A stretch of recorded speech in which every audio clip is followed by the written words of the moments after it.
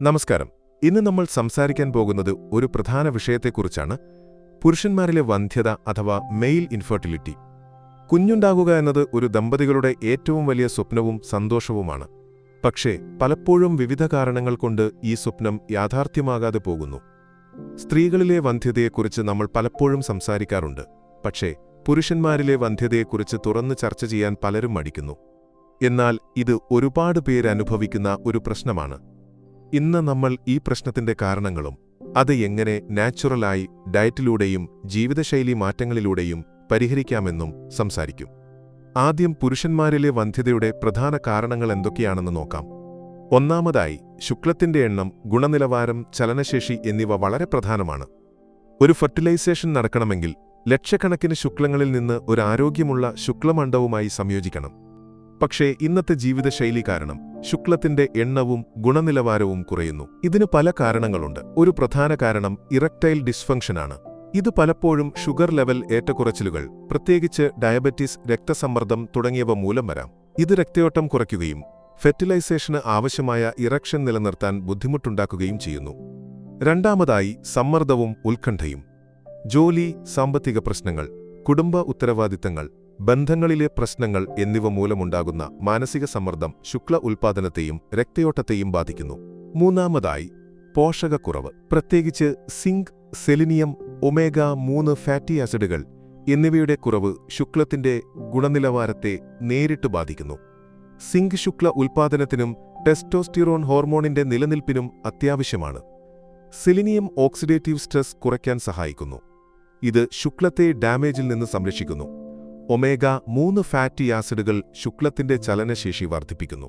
നമ്മുടെ ഭക്ഷണരീതിയും ഒരു വലിയ പങ്ക് വഹിക്കുന്നു. ഇന്ന് നമ്മൾ കഴിക്കുന്ന ഭക്ഷണങ്ങളിൽ ഫ്രൈഡ് ഫുഡുകൾ, ഷവർമ, പഫ്സ്, കട്ട്ലറ്റ് തുടങ്ങിയവ ധാരാളമുണ്ട്. ഈ ഹൈഫാറ്റ് ഭക്ഷണങ്ങൾ ടെസ്റ്റോസ്റ്റിറോൺ എന്ന പുരുഷ ഹോർമോൺ, ഈസ്ട്രജൻ എന്ന സ്ത്രീ ഹോർമോണിലേക്ക് മാറാൻ കാരണമാകുന്നു. ഇത് ശുക്ല ഉൽപ്പാദനത്തെ ബാധിക്കുകയും ചിലപ്പോൾ പുരുഷന്മാരിൽ ബ്രസ്റ്റ് ഡെവലപ്മെന്റ് പോലുള്ള പ്രശ്നങ്ങൾ ഉണ്ടാക്കുകയും ചെയ്യുന്നു. അതുപോലെ സോയ ഉൽപ്പന്നങ്ങൾ അമിതമായി കഴിക്കുന്നതും ഈസ്ട്രജൻ ലെവൽ കൂട്ടി ശുക്ല ഉൽപ്പാദനത്തെ ബാധിക്കും. ഇനി ഇതിനെ എങ്ങനെ പരിഹരിക്കാം? ആദ്യം ഭക്ഷണക്രമം ശ്രദ്ധിക്കണം. ഡീപ് ഫ്രൈഡ് ഭക്ഷണങ്ങൾ, ട്രാൻസ് ഫാറ്റ്, സാച്ചുറേറ്റഡ് ഫാറ്റ് എന്നിവ പൂർണ്ണമായും ഒഴിവാക്കുക. സോയ ഉൽപ്പന്നങ്ങൾ കുറയ്ക്കുക. പകരം സിങ്ക് അടങ്ങിയ ഭക്ഷണങ്ങൾ, നട്ട്സ്, വിത്തുകൾ, മത്സ്യം കഴിക്കുക. സെലിനിയം ലഭിക്കാൻ ബ്രസീൽ നട്ട്സ്, മുട്ട, മത്സ്യം എന്നിവ ഭക്ഷണത്തിൽ ഉൾപ്പെടുത്തുക. ഒമേഗ-3 മത്സ്യം, ഫ്ലാക്സ് സീഡ്, വാൽനട്ട് എന്നിവ കഴിക്കാം. ഷുഗർ ലെവൽ നിയന്ത്രിക്കാൻ ലോ ഗ്ലൈസമിക് ഇൻഡെക്സ് ഭക്ഷണങ്ങൾ തിരഞ്ഞെടുക്കുക. രണ്ടാമതായി, ജീവിതശൈലി മാറ്റങ്ങൾ. വളരെ ടൈറ്റായ വസ്ത്രങ്ങൾ, പ്രത്യേകിച്ച് ജീൻസ് ഒഴിവാക്കുക. ഇത് വൃഷണങ്ങളുടെ താപനില കൂട്ടി ശുക്ല ഉൽപ്പാദനത്തെ ബാധിക്കും. വൃഷണങ്ങൾക്ക് ശരീര താപനിലയേക്കാൾ കുറഞ്ഞ താപനില ആവശ്യമാണ്.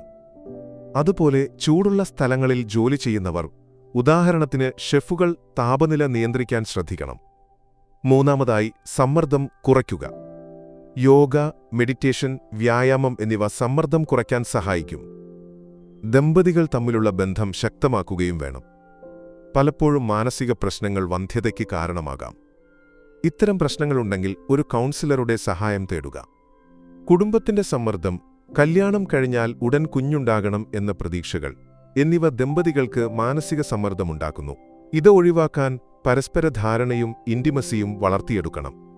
അവസാനമായി, സമൂഹത്തിന്റെ പ്രതീക്ഷകളിൽ ശ്രദ്ധ കേന്ദ്രീകരിക്കുന്നതിനു പകരം നിങ്ങളുടെ ബന്ധത്തിന്റെ ശക്തിയിലും ആരോഗ്യത്തിലും ശ്രദ്ധിക്കുക. ശരിയായ ഭക്ഷണക്രമം, ജീവിതശൈലി, സമ്മർദ്ദ നിയന്ത്രണം, ദമ്പതികൾ തമ്മിലുള്ള ധാരണ എന്നിവയിലൂടെ പുരുഷന്മാരിലെ വന്ധ്യതയെ ഒരു പരിധിവരെ നാച്ചുറലായി പരിഹരിക്കാം. ഈ മാറ്റങ്ങൾ നിങ്ങളുടെ ജീവിതത്തിൽ ഉൾപ്പെടുത്തി നോക്കൂ. ഇത് നിന്റെ ആരോഗ്യത്തിനു മാത്രമല്ല, ഒരു സന്തോഷകരമായ കുടുംബജീവിതത്തിനും വഴിയൊരുക്കും. നന്ദി.